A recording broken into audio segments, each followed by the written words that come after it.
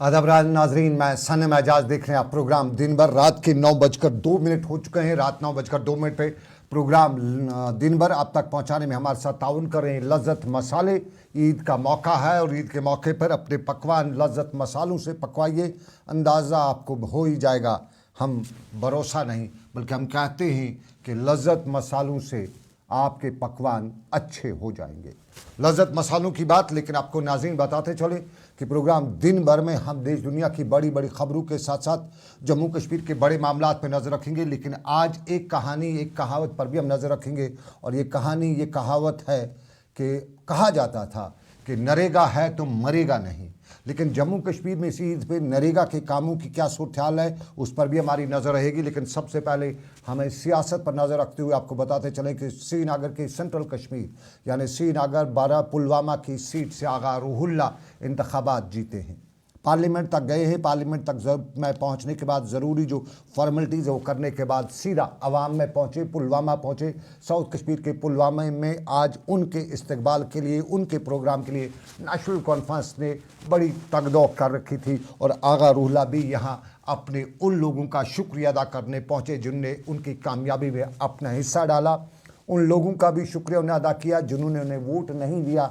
और यहाँ पर बात करते हुए, यहाँ पर अपनी तकारीर में आगा रूहुल्ला से लेकर नेशनल कॉन्फ्रेंस के दूसरे लीडरान ने जम्मू कश्मीर की सियासत भी बयान की, आने वाले इंतखाबात के हवाले से भी बात की। और आगा रूहुल्ला से लेकर दूसरे लीडरान ने यहाँ बीजेपी का मामला भी उठाया और ये भी बताया कि हिज़्ब इख्तिलाफ, आगा रूहुल्ला ने बताया, एक मजबूत मुस्तहकम है। और हिज़्ब इख्तिलाफ के मजबूत और मुस्तहकम होने से भाजपा दूसरी जमातों की अब मोहताज बन के रह चुकी है। भाजपा की बात जब उन्होंने की तो साथ साथ में आगा रूहुल्ला ने जम्मू कश्मीर में 5 अगस्त के फैसले पर एक बार फिर अपनी उसी अंदाज को जारी रखते हुए बताया कि 5 अगस्त के फैसले के बाद बीजेपी बता रही थी कि जम्मू कश्मीर से अलगावाद, उग्रवाद, मिलिटेंसी, टेररिज्म, जो कुछ भी वो नाम दे वो ख़त्म हो चुका है। लेकिन हालिया दिनों के वाक़ात साफ बयान कर रहे हैं कि 5 अगस्त 2019 का फैसला जो था वो उनकी मर्ज़ी थी, आवाम की नहीं। और 5 अगस्त के बाद कुछ बदला नहीं है। 5 अगस्त की बात करते हुए उन्होंने ये भी बता डाला कि एक नैरेटिव जो बीजेपी बनाना चाहती थी वो नैरेटिव जो है वो साफ ज़मीन पे नज़र आ रहा है। ताहम जम्मू कश्मीर के इंतखाबात की बात भी रूहुल्ला ने की। और रूहुल्ला ने इस पर बात करते हुए बताया कि जम्मू कश्मीर में असम्बली इंतखाबात टालने की कुछ लोग मनसूबा बंदी कर रहे हैं और कई ऐसे साबका सरकारी मुलाजमीन और फौजी कमांडरों के ज़रिए बयानात सामने लाए जा रहे हैं ताकि असम्बली के इंतखाबात नहीं हो सके। आगा रूहुल्ला ने बताया कि अगर पार्लिमानी इंतखाबात के लिए हालात साजगार थे तो असम्बली इंतखाबात के लिए क्यों नहीं हो सकते हैं। लेकिन आगा रूहुल्ला ने यहाँ दूसरी बात ये भी बता डाली कि मुत्तहिद होने की ज़रूरत है और सियासी जमातें जो कश्मीर की हैं, जम्मू की हैं, जम्मू कश्मीर की सियासी जमातें हैं, वो आपस में एक हो जाए। इशारों किनारों में उन्हें अपने हरीफों का नाम ना लेते हुए बता दिया कि उनके साथ कोई झगड़ा नहीं है, वो हमारा हिस्सा हैं, हम उनके साथ हैं। आगा रूहुल्ला का बयान 370 पर, लेकिन उसके बाद आपको बताएंगे कि नरेगा की बात भी, लेकिन उसके साथ साथ स्केच भी जारी हुए। स्केच वाला बेचारा करेगा क्या, ये बताएंगे आपको। लेकिन पहले आगा रूहुल्ला को सुनिएगा। उस चीज का जवाब है जो बीजेपी का दावा है कि उन्होंने मिलिटेंसी यहाँ पे खत्म की, 370 को हटाने से मिलिटेंसी यहाँ पे पूरी तरह से खत्म हुई। इस तरह के वाकयात उनकी नाकामी और उनके फौज या झूठे नैरेटिव की अक्कासी करता है। 370 हटाने से न मिलिटेंसी पे कोई असर पड़ा, न 370 का वास्ता था मिलिटेंसी के साथ।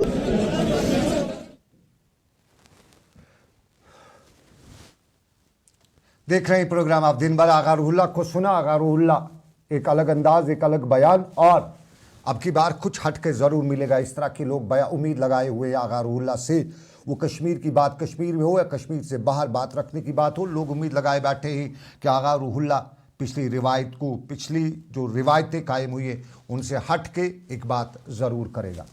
और आपको नाज़रीन बताएं, जब बात की बात आती है तो बातचीत भी आ ही जाती है। तो बातचीत में कल मीरवाइज ने श्रीनगर के सबसे बड़े स्टेज या यूँ कहें जम्मू कश्मीर के सबसे बड़े स्टेज यानी जामिया मस्जिद के मेंबर से बातचीत का जो बात की थी उस पर रद्द अमल आना शुरू हो चुके हैं। और अपनी पार्टी के सीनियर लीडर जफ़र मन्हास ने आज श्रीनगर में मीडिया से बात करते हुए बताया कि बात करनी है और बात से ही बात निकलती है। बात उनसे भी करनी है जो दूर है, बात उनसे भी करनी है जो पराए हैं, बात अपनों से भी करनी है और बातचीत के बिना कुछ बात हो ही नहीं सकती है। तो बात बनाने की बात करते उन्होंने बताया कि इस वक्त ज़रूरत है कि कश्मीर के हालात में सबको मिल के आगे बढ़ना पड़ेगा और उसमें बातचीत जो दिल्ली से लेकर कश्मीर तक सबको करने के लिए राह अख्तियार करनी पड़ेगी। जफ़र इकबाल मन्हास अपनी पार्टी के बड़े लीडर और पिछले दिनों इंतखाबात में वो अपनी पार्टी की तरफ से साउथ कश्मीर के उम्मीदवार भी थे। समझता हूँ पहली बात यह है कि मैं इस स्टेटमेंट को तो वेलकम करूंगा, क्योंकि कोई भी बातचीत की बात जब कोई करता है, डायलॉग की बात करता है, तो हर शख्स को उसको गैर मशरूत तौर पे वेलकम करना चाहिए। और वो सारे लोग जो किसी न किसी वजह से आइसोलेशन में हैं या दायरे से बाहर हैं, उनको उसमें लाना चाहिए, उनसे बातचीत करनी चाहिए। अमन के लिए बहुत ज़रूरी है कि बातचीत हो, लोगों के दिल जीते जाएं। ताकत से आप लोगों पर हुकूमत तो कर सकते हैं, लेकिन ताकत से लोगों के दिल नहीं जीते जा सकते। इसलिए मैं समझता हूँ कि हर उस शख्स को जो अमन व अमान चाहता है, जो ये चाहता है कि कश्मीर में तरक्की हो, कश्मीरी भी अमन की फ़िज़ा में जिए। जफ़र इकबाल मन्हास डंडे ताकत से आप सरकार कर सकते हैं, दिल जीते नहीं जा सकते। और वाकई ये दुनिया भर में ऐसा ही होता है। ताकत का, दबाव का कुछ ही वक्त होता है, लेकिन लॉन्ग रन में एतमाद ज़रूरी होता है। और जफ़र इकबाल मन्हास एतमाद की बात भी करे थे, लेकिन एतमाद के बीच में जम्मू कश्मीर के हालात और इन हालात में जम्मू का सूबा और जम्मू के सूबे में जो कुछ सूरत हाल है उसी पस मंज़र में डोडा के इलाकों में तलाशी मुहिम बराबर जारी है। खित्ते डोडा से लेकर जम्मू तक सिक्योरिटी अलर्ट है और सिक्योरिटी अलर्ट के बीच में दिन हो या रात हो, सिक्योरिटी फोर्सेस के लोग जो है सड़कों पे पूछगछ कर रहे हैं, आई कार्ड चेक कर रहे हैं और जो कुछ भी सूरत हाल है या जो कुछ भी सिचुएशन देखने को मिली है उसके पस मंज़र में हालात पे पूरी तरह से नज़र रखे हुए हैं। लेकिन इस सारे के बीच में जम्मू कश्मीर के हालात पर नज़र रखने की कल दिल्ली में अहम मीटिंग भी बुलाई जा रही है और अमित शाह की सरबराही में कल दिल्ली में खसूसी मीटिंग है जिसमें कौमी सलामती के मशीर भी शामिल होंगे। और इस मीटिंग में 29 जून से शुरू होने वाली अमरनाथ यात्रा, जम्मू कश्मीर में जो वाक़ात पेश आए हैं और उसके साथ साथ बाकी मामलों पर नई हिकमत अमली अपनाए जाने पर तबादला ख्याल भी किया जाएगा। जम्मू कश्मीर पुलिस के साथ साथ खुफिया इदारों के सरबराहों के साथ इस मीटिंग के दौरान इक़दाम पर तबादला ख्याल भी किया जाएगा। और बताया ये भी जाता रहा है कि जम्मू कश्मीर में असम्बली इंतखाबात कराने पर भी इस मामले पर बातचीत की जा सकती है और ये समझा जा सकता है कि क्या जम्मू कश्मीर में अदालत उज़्मा के अहकामात के बाद असम्बली इलेक्शन कराए जाने का या ना कराए जाने के लिए क्या इक़दाम उठाए जा सकते हैं। माना ये भी जा रहा है कि दिल्ली इंतखाबात कराने के लिए पूरी तरह से तैयार है और कई अहम नौयत के फ़ैसले जो हैं कल लिए जा सकते हैं। और उन्हीं फ़ैसलों के पस मंज़र में वज़ीर-ए-आज़म जब जम्मू कश्मीर का इस हफ्ते दौरा करेंगे तो माना ये भी जा रहा है कि दिल्ली वापस जाने पहुँचने के बाद जम्मू कश्मीर से मुतालिक एक नया लाहेअमल भी तैयार किया जा रहा है। तो उस सिलसिले में याद होगा आपको 5 अगस्त के बाद एक ऑल पार्टीज़ मीटिंग का सिलसिला भी दिल्ली में देखने को मिला था। एक बार फिर वज़ीर-ए-आज़म की सरबराही में जम्मू कश्मीर से मुतालिक दिल्ली में ऑल पार्टीज़ मीटिंग्स बुलाने के सिलसिले में कवायद शुरू की जा रही हैं। और ये भी माना जा रहा है कि वज़ीर-ए-आज़म कश्मीर से वापस जब दिल्ली पहुंचेंगे तो ज़राया कहते हैं कि जम्मू कश्मीर से मुतालिक बड़े फ़ैसलों के साथ साथ दिल्ली में ऑल पार्टीज़ मीटिंग भी बुलाई जा रही। उधर दिल्ली से लेकर जम्मू कश्मीर तक पाकिस्तान और हिंदुस्तान के माबेन तनाव या कशीदगी के बीच सिंध तास आबी या मुआहदा यानी इंडो वाटर ट्रीटी जो है उसके हवाले से पाकिस्तान का एक वफद जो है 17 जून को जम्मू कश्मीर का दौरा भी कर रहा है और पाकिस्तानी वफद के हमरा गैर जानिबदार माहिरीन की बात भी कही जा रही है। साल 2023 में दोनों मुल्कों के माबेन सिंध तास इंडस वाटर ट्रीटी के माहदों पर अमल कराने के ज़िम्न में पाकिस्तान के लाइलपुर और दिल्ली में मुज़ाकरात के 2 दौर पहले भी हो चुके हैं और पाकिस्तानी वफद जम्मू कश्मीर के मुख्तलिफ इलाकों में हाइडल प्रोजेक्टों और दरियाई चिनाब और किशन गंगा और दूसरे इलाकों का दौरा भी कर सकता है। पाकिस्तान की जानिब से बार बार ये इल्ज़ाम आयद किया जा रहा है कि रटले, निमोबाजगो, किशन गंगा और दूसरे हाइडल प्रोजेक्टों की तामीर के दौरान जो डैम बनाए गए हैं वो बैनुल अक़वामी कवायद ज़ाबित के ख़िलाफ़ हैं और उनकी ऊंचाई बहुत ज़्यादा रखी गई है। ताहम माना यह भी जा रहा है कि अब की बार जम्मू कश्मीर से लेकर नई दिल्ली तक सरकार ने पूरी तरह से पाकिस्तानी वफद को फ्री हैंड दिया है और करीबन 25 के करीब अफसरान को ये हिदायत दिए गए हैं कि वो इस वफद के साथ ताउन करें और ये वफद जहां भी जाना चाहे, जिस तरह से भी अखज़ करना चाहे, आबी पनाह गाहों से लेकर हाइडल प्रोजेक्टों के डैमों का मुआयना करना चाहे तो उनको पूरी तरह से उनकी आनत की जाए। ताहम गैर जानबदार माहिरीन की टीम इस दौरे के बाद दोनों मुल्कों की आबी वजारतों को बताया जाता है कि रिपोर्ट भी पेश करेगी।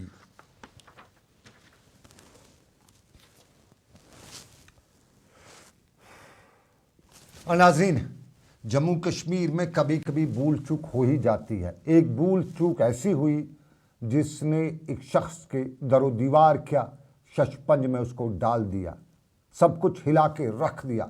इस शख्स का नाम है मुकेश, ये अखनूर का रहने वाला है और डोडा में जो परसों सूरत हाल आई उसके बाद जो पुलिस ने स्केच जारी किए उन स्केच पर मुकेश को एतराज़ भी है, क्योंकि मुकेश के मुताबिक उस जो स्केच जारी किए उनमें एक तस्वीर मुकेश की है और मुकेश जो है ये इस वक्त लद्दाख में फ़ौज के साथ पोर्टर का काम कर रहा है। लेकिन यहाँ जो पुलिस ने स्केच जारी किए मुश्तबा अफराद के, उसमें मुकेश की तस्वीर आने के बाद मुकेश के घर पे बाहर सब जगह पे परेशानी है और मुकेश ने आज मीडिया के सामने आकर ये बात बताते हुए बताया कि पुलिस तक मामला पहुँचाया गया है, पुलिस अपने मामले की साफ कर रही है और लोगों को समझना चाहिए कि वो कोई और है, मैं कोई और हूँ।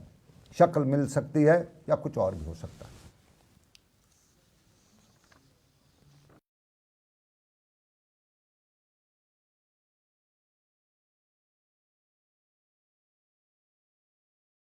कहाँ के रहने वाले आप?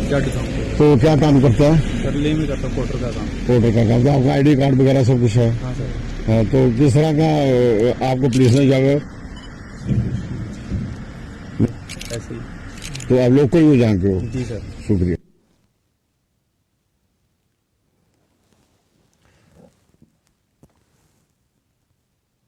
ये तस्वीर का एक रुख,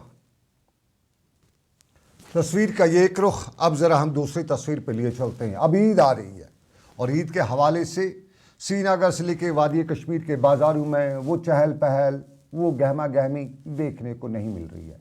आज शहर के श्रीनगर के बाज़ारों में ट्रैफिक रश ज़रूर था, लेकिन दुकानों पे जो रश होना चाहिए था वो नज़र नहीं आ रहा था। हमने कई लोगों से बात की कि क्या है सिचुएशन। एज़ यूजुअल नॉर्मल हालात में हम लोगों से बात करते हैं क्या है सिचुएशन। तो ये है श्रीनगर का गोनीखंड मार्केट।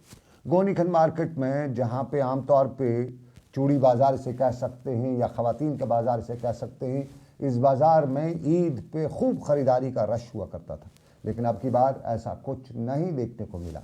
दुकानदार से बात की तो दुकानदार कहता है कि भाई साहब, आम आदमी की जेब खाली है, तो जब जेब खाली होगी तो फिर क्या ख़रीदारी करेगा। कुर्बानी के बकरे शहर में खूब बेचे जा रहे हैं और कुर्बानी के बकरे जिन लोगों ने शहर में लाए हैं उनसे पूछा गया तो सब कहते हैं कि नहीं हो रहा है। हालांकि सब्ज़ी, दूध वगैरह जो भी बेचने वाले हैं वो भी कहते हैं कि कुछ ख़ास बाज़ार नहीं है। ये गांव की तस्वीरें, वहाँ पे भी यही हाल है, शहर की तस्वीरें वहाँ पे भी यही हाल है। लेकिन इन तस्वीर के बीच में हमारे साथ एक और ख़बर आई गई। हमारे यहाँ मालूम हुआ कि नरेगा हुआ करता था और गांव देहात में काम करने वाले जो नरेगा के साथ जुड़े लोग हैं उनके लिए कहावत थी कि जो नरेगा करेगा वो नहीं मरेगा। यानी नरेगा जो था, प्रधानमंत्री जो है विकास सरकार की स्कीम, रूरल डेवलपमेंट के ज़रिए हम, उसमें जो पैसा आता था उससे गरीब का रोज़ी रोटी भी चलती थी और कुछ आमदन भी हो जाती थी और फिर ऐसे मौके पे वो खर्च भी कर जाता था।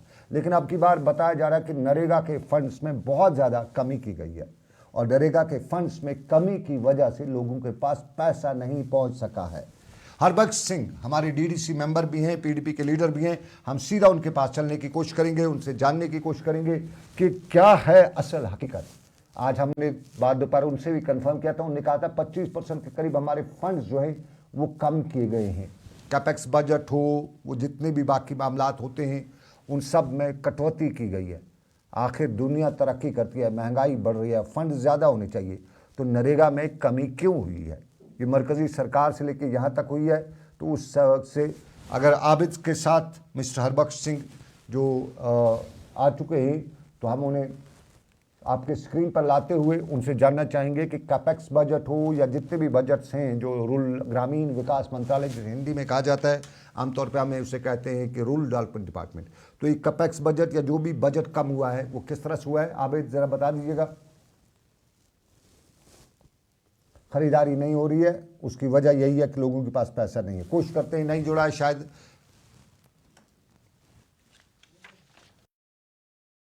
सिंह हमारे साथ मौजूद हैं, बहुत बहुत शुक्रिया हरबख्श जी। आप हमारे साथ लाइव तो नहीं आ सके, लेकिन चलिए हमें फ़ोन लाइन पर ही बता दीजिए हमारी सरकार तक, हमारे नाजरीन तक और जो लोग अरबा मिकदार में उन तक कि क्या बजट वाकई में कम हुआ है रूरल डेवलपमेंट डिपार्टमेंट का?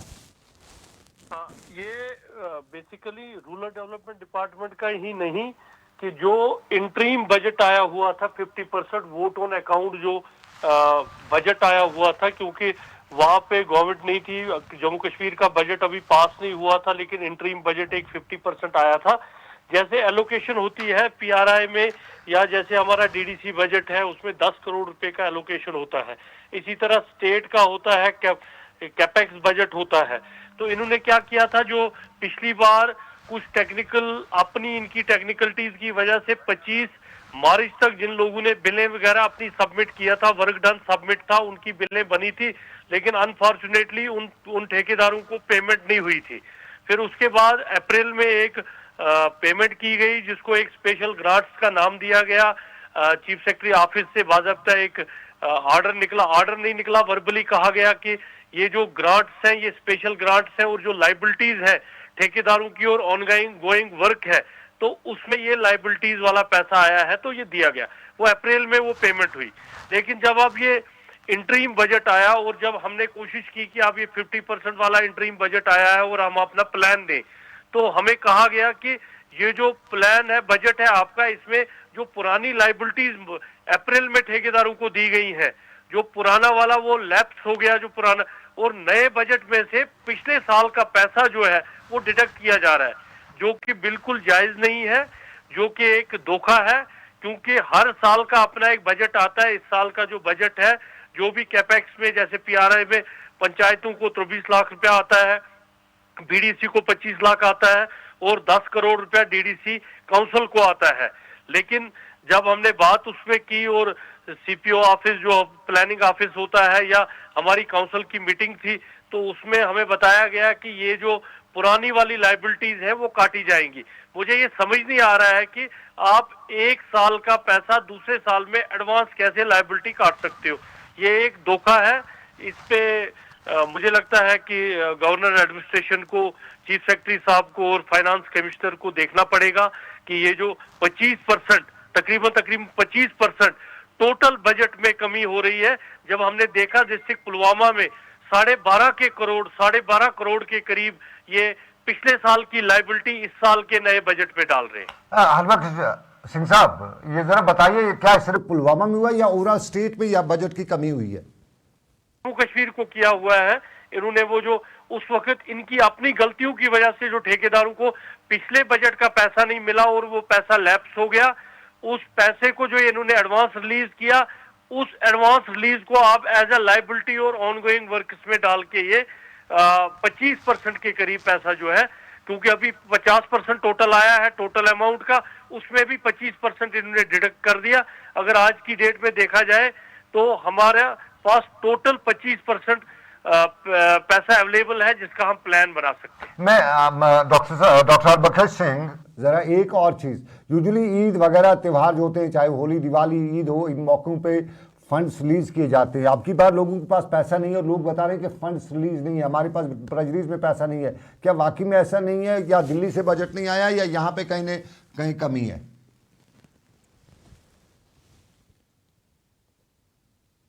वोट ऑन अकाउंट रिलीज हुआ था, उसका भी 25% इन्होंने काट लिया, और जो 25% वाला पोर्शन है, जैसे कुछ ऐसे काम है जैसे नरेगा वाला काम है, उसमें मटेरियल पेमेंट है, वो ठेकेदारों को टाइम पे नहीं दी गई। ये सच्चाई है कि ईद के होते हुए भी कुछ बिले जिस तरह से बेचा जाता है, जिस तरह से बताया जाता है कि हमारे पास भी बहुत पैसा है, हमने डेवलपमेंट की, लेकिन अगर आप ग्राउंड पे देखा जाए तो जहां इनको लाइबिलिटीज पड़ी हुई है और जब इनको दबाव पिछली बार भी आया तो इन्होंने जो पैसा दिया वो आज के इसमें एडवांस काट लिया। तो ये एक फ्रॉड है, एक किस्म का फ्रॉड माना जाएगा। मुझे लगता है कि अगर इनकी ऑनगोइंग वर्क या कुछ लाइबिलिटीज पेंडिंग है तो उसमें इनको एक्स्ट्रा पैसा रिलीज करना पड़ेगा, न कि आपके जो एग्जिस्टिंग पैसा है उसको काटोगे। चलिए, तो बहुत बहुत कहीं का शुक्रिया इंसाफ नहीं होगा। सिंह साहब, डॉक्टर हरबख्श सिंह, बहुत बहुत शुक्रिया आपका।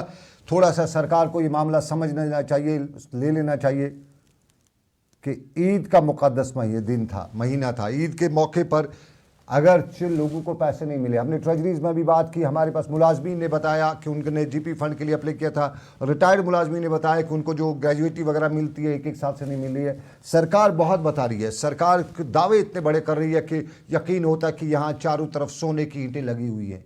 ऐसा लग रहा है जो सरकार के दावे, जो सरकार से बात करते हैं, कई हज़ार प्रोजेक्ट, कई हज़ार करोड़ प्रोजेक्टों की बात की जाती है, लेकिन असल हकीकत ईद पे ही है। और कश्मीर में एक कहावत है कि ईज दो, यानी जो दोबी होता है उसकी औकात जो है, उसकी विरासत उसके पास कितना, वो ईद पे नहीं पता चलेगा। क्योंकि ईद पे हर कोई नए कपड़े पहनता है और ईद के मौके पर धोबी के पास किसी के कपड़े नहीं होते हैं, इसलिए ईद पे उसको पुराने कपड़े ही पहनने पड़ते हैं। तो साफ सी बात यही होती है कि ईद के दिन पता चलता है कि ज़मीन पे क्या। और इस ईद पे पता ये चला कि बहुत से लोगों ने आज की इस ईद पे, जिनसे भी हमारी बात हुई, बड़े बड़े वो लोग जो कल तक बड़ा कुछ कहा करते थे, आज ईद पे उनके बारे में हमें मालूम हो गया। चूँकि हम भी मार्केट में रहते हैं और मार्केट में समझते हैं, तो आज पता चला कि ईद पे वो नहीं है जो कुछ कहा जाता है। लेकिन जम्मू कश्मीर इंतज़ामिया के जानिब से सनतों का क़याम अमल में लाने और सरमायाकारी को यकीनी बनाने के लिए आज बहुत बड़ा फैसला भी लिया गया है। और कमिश्नर इंडस्ट्रीज़, डायरेक्टर इंडस्ट्रीज़, माफ़ कीजिएगा, ये वो तस्वीर नहीं है, ये तस्वीर जो है ये 15 साल लड़की है, शकीला, साहिबा शकीला नाम है इसका, ये बांडीपुरा की है। 2 मिनट के बाद इस पे आऊँगा, ये खबर ज़रूरी है, इस पर हमारी हिम्मत जो है उसकी हौसला अफजाई होगी। लेकिन उसके साथ साथ आपको बताते चलूँ, जो मैं डायरेक्टर इंडस्ट्रीज़ है कि हमारी सनती पॉलिसी को लेके सरकार का फैसला आया और सरकार ने एक 5 रुकनी आला सतही कमेटी भी तश्कील दी है और इसे हिदायत की है कि वो सरमायाकारी को ज़मीनी सतह पर और सनतों को क़याम अमल लाने के बारे में जो सरकार ने इक़दाम उठाए हैं उसकी जानकारी जो है 15 दिनों तक सरकार को दें, ताकि जाना जा सके कि सरकार जो करीबन 25,000 करोड़ रुपए की इन्वेस्टमेंट कर रही है, सरमाया कर रही है, उसको ज़मीनी सतह पे किस तरह से अमल दरामद उस पर किया जा सकता है और किया जा रहा है और किस तरह के इक़दाम उठाए जा रहे हैं। लेकिन अब आपको तस्वीर दिखाते हैं हिम्मत मर्दा मदद खुदा। और ये भी मैं कह सकता हूँ, हम ज़रूर सब ये दावा कर सकते हैं कि ज़रा नम हो तो ये मिट्टी बहुत ज़रखेज़ है साकी। बिल्कुल, ये तस्वीर आपकी टेलीविज़न स्क्रीन पर, ये बांडीपोरा के अजस गांव की बेटी है। यूँ कहीं ये कश्मीर की बेटी है, ये आपकी बेटी है, मेरी बेटी है, और इसका नाम साहिबा शकील है। ये अप्रॉक्सीमेटली जो है 90% बसारत यानी देखने की क़ुव्वत से महरूम है, और फिर न देखते हुए भी अपनी लगन, मेहनत और जज्बे से 2 दिन पहले जो 10वीं जमात के नताइज सामने आए उसमें इस बेटी ने 500 में से 409 नंबरात हासिल किए हैं। अप्रॉक्सीमेटली 90%। दूर का देखना, पास का देखना तो दूर की बात है, बिल्कुल देखने में तो बड़ी परेशानी होती है। और एक गरीब घराने के जिसका बाप मुश्किल से 2 वक्त की रोटी कमा रहा है, इसे ट्यूशन पढ़ाने की उसके पास हिम्मत नहीं है, लेकिन बेटी ने बाप के हौसला नहीं तोड़ा। बेटियां मुबारक होती हैं, बेटियां बहुत प्यारी होती हैं, और बाप के लिए बेटी से बढ़ के और कुछ नहीं होता है। और उसी बाप की लाज, उस बाप की इज्जत रखी इस बेटी ने, और बाप का सर झुकने नहीं दिया। कहा, मैं थोड़ा सा जिस्मानी तौर पे कमज़ोर हूँ, लेकिन मैं बाप अपने को कमज़ोर होने नहीं दूंगी। इस इरादे के साथ साहिबा ने आगे बढ़ने का फ़ैसला किया। और ये हमारे लिए बात यही है कि तालीमी कामयाबी ही नहीं, बल्कि अज़्म और इंसानी रूह की फतह जो होती है वो बेटी कर सकती है। और ये सफ़र, साहिबा की कहानी हमें ये भी बताती है कि कामयाबी अज़म, मेहनत और लोगों की मदद से हासिल होती है, और ये ज़रूरी है कि मैं भी उस पर यकीन रखता हूँ। ताहम साहिबा की इस कामयाबी में उसके टीचर्स का रोल है, साहिबा की कामयाबी में एक एनजीओ जिसका नाम, जो ख़ास तौर पे मैं उसका नाम लेना चाहूँगा, एनजीओ का नाम नाजिया हुर्रा जो है, उसके ज़ेर एहतमाम जो एनजीओ चल रहा है, उसका जो सपोर्ट इसको मिला है, उस एनजीओ के सपोर्ट से जिन्होंने सो माइक्रो चिप्स वगैरह जो फराम किए, जिनमें वो लेक्चर्स वगैरह थे, शामिल थे, तो ये जो कामयाबी है, ये नाजिया जो है साहिबा की कामयाबी, ये हम सब की कामयाबी और उन बेटियों की कामयाबी है जो कभी कभी कहती हैं कि मेरे सर में दर्द था, मैं एग्ज़ाम सही तौर पे नहीं देख सकी, मेरी टांग में आज, यूजुअली बच्चे वो बहाने करते हैं कि मैं एग्ज़ाम में गई थी लेकिन तब मुझे बहुत बुखार चढ़ा था। तो उन बच्चों के लिए, उन बेटियों के लिए, उन बेटों के लिए बताना चाहेंगे कि बहुत से लोग हैं, हिम्मत करें तो आप आगे बढ़ सकते हैं।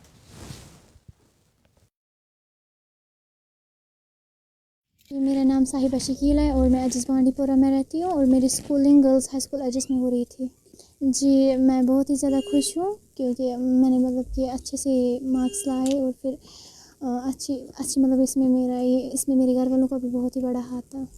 जी इसमें सपोर्ट मेरे स्कूल के टीचर्स का भी था और मेरे कज़िन्स का भी था बहुत ही ज़्यादा, और मेरे पेरेंट्स का भी बहुत ही अच्छा सपोर्ट था, और वो नाजिया हुर्रा जो ये चलाती है और उनका भी बहुत ही बड़ा हाथ था।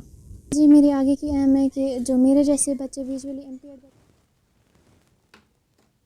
साहिबा शकील, आपको मुबारक और आपके वालिद शकील अहमद को बहुत बहुत मुबारक। अजीज़ बांडीपुरा के शकील अहमद को हम मुबारकबाद देते हैं और साहिबा को हम सल्यूट करते हैं जिन्होंने अपने वालिद का सर ऊँचा रखा है। और साथ साथ में हम शुक्रिया अदा करेंगे नाजिया हुर्रा का जो एनजीओ चलाती हैं। यहाँ बहुत सी एनजीओज़ हैं, कागज़ों पे बहुत सी हैं, लेकिन ज़मीनी सतह पे बहुत कम लोग हमें काम करते दिखाई देते हैं। लेकिन जिस तरह से जितनी भी कोई किसी की मदद कर सकता है, ख़ास तौर पे तालीम में, अगर आप एक बच्चे को तालीम हासिल करने में मदद करते हैं तो इससे बड़ा और कोई आपके लिए कार्य सवाब नहीं होगा।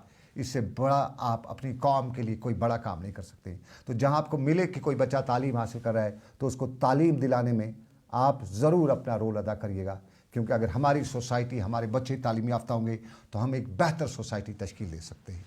9:28 हो चुके हैं। अभी और भी खबरें थी, बहुत भी मामला थे, बहुत से हमारे रिपोर्टर्स ने स्टोरीज फाइल कर रखी थी, लेकिन वक्त की कमी की वजह से सबकी स्टोरीज फाइल नहीं हो चुकी है, हो रही है, और कुछ और ख़बरें जो हैं आप तक नहीं पहुंच रही हैं। वक्त इजाज़त नहीं देता है। मुझे दीजिएगा इजाज़त। आप रखिएगा अपना ख्याल, दुआओं मुझे भी रखिएगा याद। और आज का प्रोग्राम दिन भर आप तक पहुंचाने में हमारे साथ ताउन किया लज़्ज़त मसालू ने। बहुत बहुत शुक्रिया आप सबका। अल्लाह आपका और मेरा सबका निगहबान हो। अल्लाह हाफिज़।